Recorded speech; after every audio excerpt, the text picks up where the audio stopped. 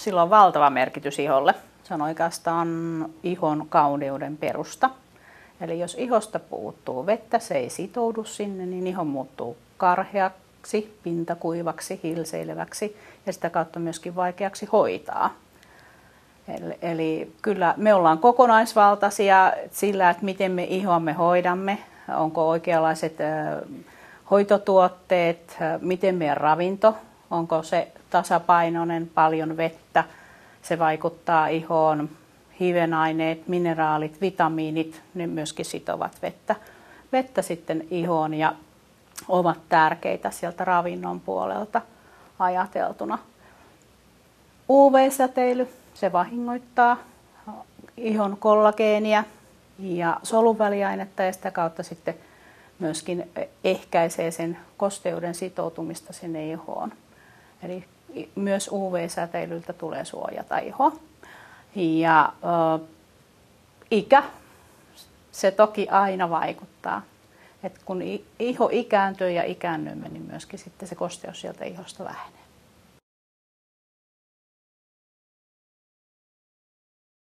No jos aloitetaan ihan sitten niistä perheen kaikista pienimmistä vauvaikäisistä. Pienen vauvan iho on tosi ohut ja myöskin sitä kautta hyvin herkkä ulkoisille ärsykkeille. Eli vauvan ihoa tulee suojata yhtä hyvin kuin meidän aikuisten iho, ellei vielä vähän paremmin. Meillä on Pierre Fabrelta täällä Oriolassa markkinoinnissa Aderma-sarja, jossa on tämmöinen ihan steriili, hoitava perusvoide, joka soveltuu mainiosti pienten lasten ihoille, koska siellä ei ole käytetty säilöntäaineita lainkaan. Et hyvin hellävarainen ja mieto tuotteena. Mikäli sitten vauvan peppu kärsii vaippaihottumasta, niin siihenkin löytyy sitten omanlaisiansa tuotteita, suojaavia tuotteita, eli tuotteita, jotka jättää hyvän suojakalvon sinne pepulle. Ne myöskin ennaltaehkäisee, että voiteita käyttää myöskin ennaltaehkäisevässä mielessä, ei vaan pelkästään hoitavassa mielessä sitten, kun tilanne on jo päällä.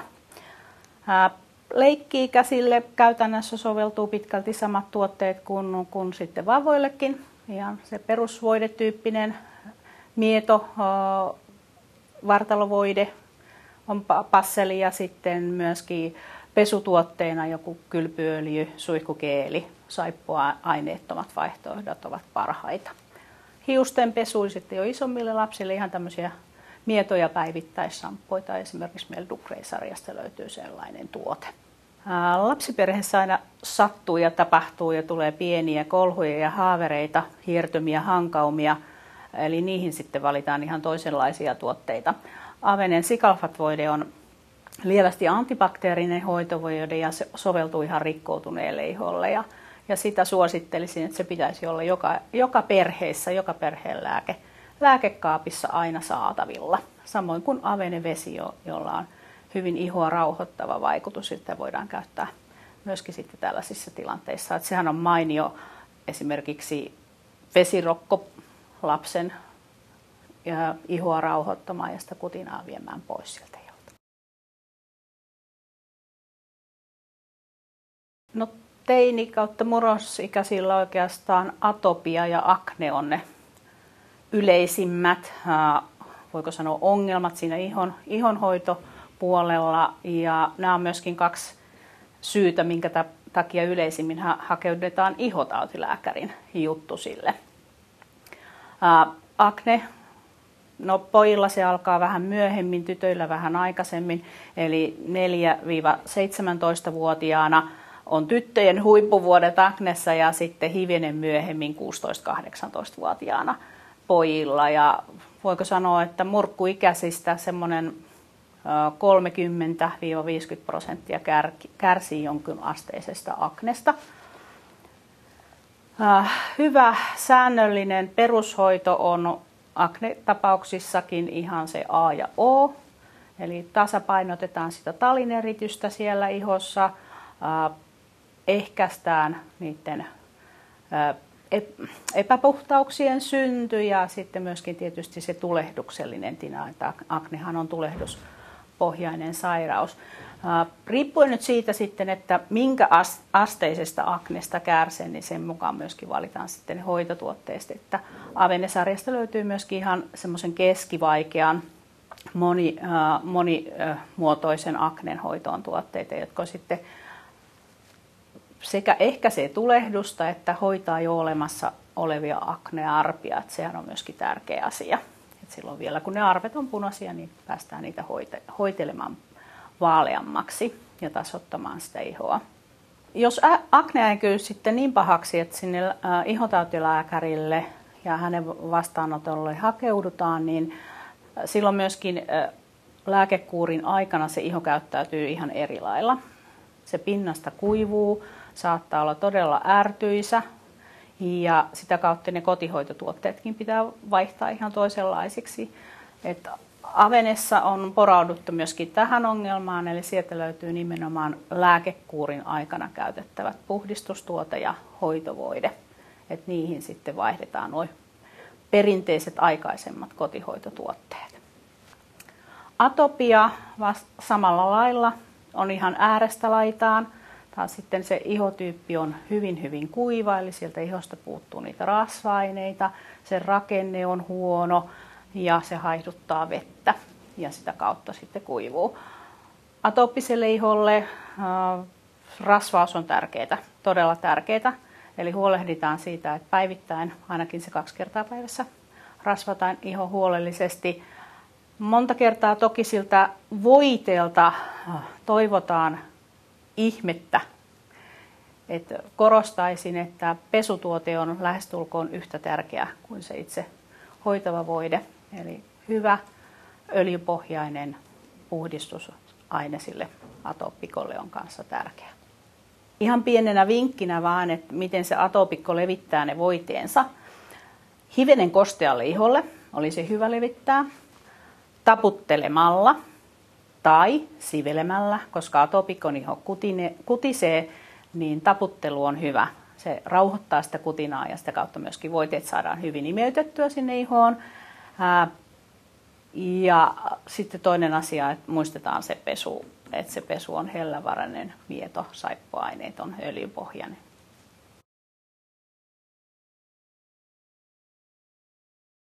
Vanhenevan ihon hoidossa se on tietysti peruuttamaton ilmiö, joka meille jokaiselle tapahtuu. Ennaltaehkäisy on aina parasta hoitoa. Eli ihonhoidossa se, että ihonhoidosta tulee rutiini ja sitä noudattaa niin kuin ihan sieltä nuoruudesta vanhuuteen asti, niin se on tosi tärkeää.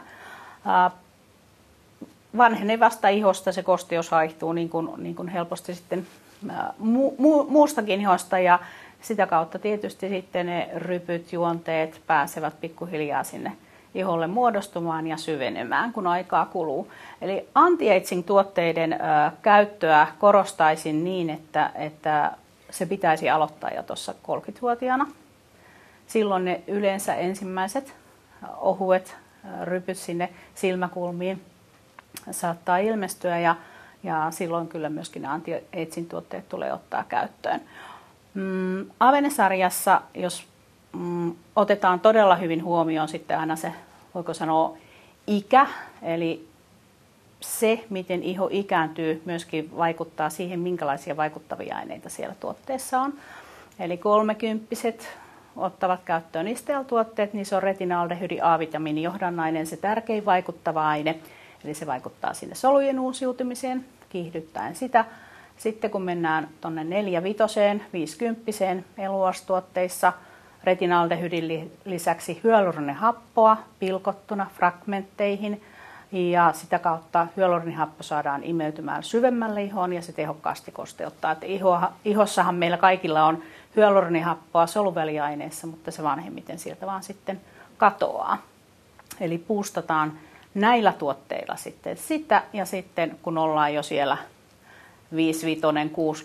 5-60 Serenage on tuotelinja Avenen sisällä, joka sitten ravitsee ja kosteuttaa sitä ikääntyvää ihoa. Ja ikääntyvä iho siinä vaiheessa kaipaa nimenomaan niitä ravinteita runsaasti, eli kasviöljyjä sitten näissä tuotteissa.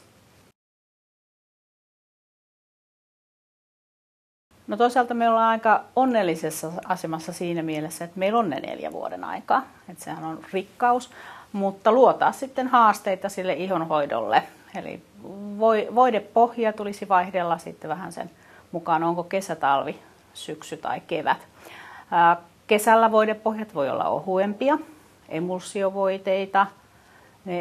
Niitä on mukavampi käyttää, kun on kuumaa ja kosteaa. Iho ei silloin kaipaa niin täyteläisiä voiteita.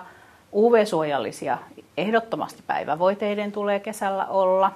Et siltä auringolta on hyvä suojautua, vaikka käyttäisi meikkivoidettakin. Ja meikkivoiteessakin on hyvä olla UV-suoja.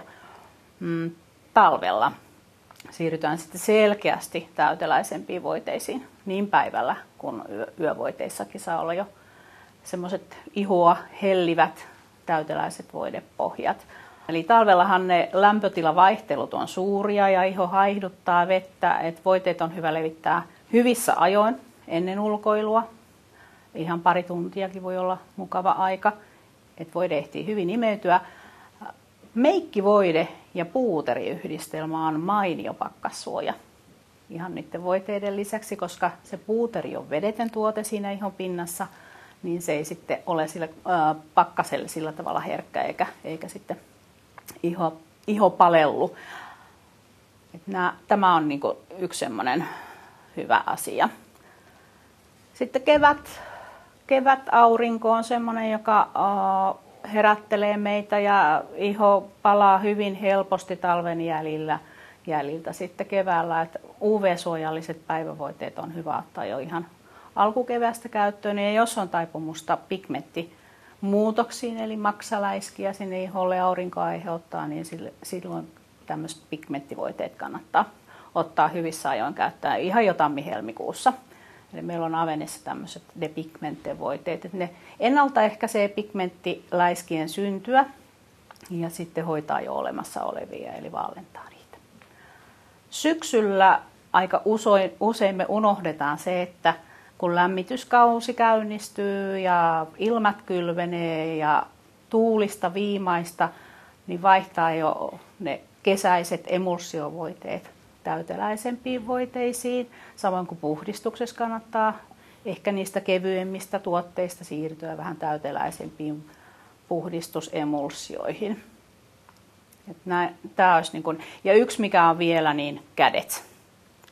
Käsien iho kuivuu syksyllä ehkä kaikista eniten, koska me ei muisteta vielä käyttää käsineitä ja se tuuli ja viima sitten kuivattaa niitä käsiä myöskin.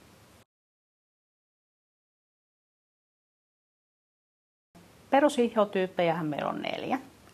Eli normaali iho ja normaali ihon omaava on kyllä aika onnellisessa asemassa, että normaalissa ihossahan kaikki ihon toiminnot on tasapainossa ja se on kaunis ja pehmeä.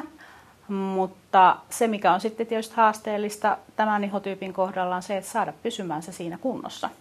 Eli hoidetaan sitä ihoa hyvin, kostetetaan sitä, suojataan sitä ja sitten myös normaali ihon kohdalla niin nämä anti-aging tuotteet kannattaa aloittaa jo hyvissä ajoin. Eli säilytetään se iho mahdollisimman kauan terveenä ja kauniina. Kuiva iho vastaavasti, siitä sitten puuttuu jo jotain, eli sieltä puuttuu sekä kosteutta että rasvaa. Niitä saattaa puuttua molempia tai jompaa kumpaa. Eli tässä ihotyypissä sitten tietysti on selvää, että se kosteutus on todella tärkeässä roolissa ja myöskin sitten täyteläiset voiteet, jotta saadaan niitä rasva-aineita sinne ihoon. Kuiva iho hyvin helposti saattaa muuttua ärtyisäksi, herkäksi ja siihen kehittyy helpoiten kuperoosa, eli se ihon suojaaminen ulkoisilta ärsykkeiltä kuivan ihon kohdalla on äärimmäisen tärkeää. No sitten rasvottuva ihotyyppi, siellä on taas jotain sitten liikaa, eli iho erittää rasva-aineita liiallisesti. Yleensä rasvaisessa ihossa on vielä 2 eri tyyppiä, eli siellä on tämmöinen oleoosa iho, joka on kiiltävä rasvainen, eli siellä on voimakas talineritys, ja sitten sikka-iho, joka vastaavasti on sitten siitä pinnaltaansa kuiva, vaikka alla sitä talia ja rasvaa on. Eli näissä sitten vähän erityyppinen hoito, eli sikkaihossa tulee kosteutus olla tärkeässä roolissa ja muuten sitten tietenkin kokonaisvaltaisesti se talirauhasen toiminnan tasapainottaminen on tärkeää. Sekaiho on ehkä hankalin hoidettava, koska siinä tarvitsee olla 2 erilaiset hoitotuotteet. Sekaihossa otsa, nenä, leuka ovat niitä rasvaisia ihonalueita ja sinne helposti kertyy epäpuhtauksia, jolloin se tasapainottaminen sillä ihon T-alueella on tärkeää. Sitten vastaavasti poskipäät voivat olla hyvinkin kuivat, eli vaativat ihan toisenlaiset hoitotuotteet. Että sekaiholla hoitotuotteiden valinta on erittäin tärkeässä roolissa. 2 erilaisia tuotteita tulisi olla käytössä. Ja näissäkin sitten taas se tasapainottaminen, että saadaan rasvattuva ihoalue tuottamaan vähemmän talia on tärkeää ja sitten vastaavasti taas sitten ne kuivammat ihon alueet, niin niitä pitää kosteuttaa ja suojata hyvin. No, ihonhoidossa säännöllisyys on se sääntö, ei poikkeus. Eli mitä nuorempana oppii ihan semmoiset perusrutiinit siihen ihonhoitoon, eli kosteuttaminen, puhdistaminen ja suojaaminen, niin jatkossa sitten ihonhoidollisesti on helppo lisätä sinne muita asioita. Eli seerumeiden käyttö, kuorinnan käyttö, silmänympärysvoiteen käyttö. No, silmänympärysvoiteen käyttö tulee aloittaa kyllä tosin silloin jo, kun meikkaamaan aloitetaan, jos tytöistä on kysymys. Et säännöllisyys on tärkeää.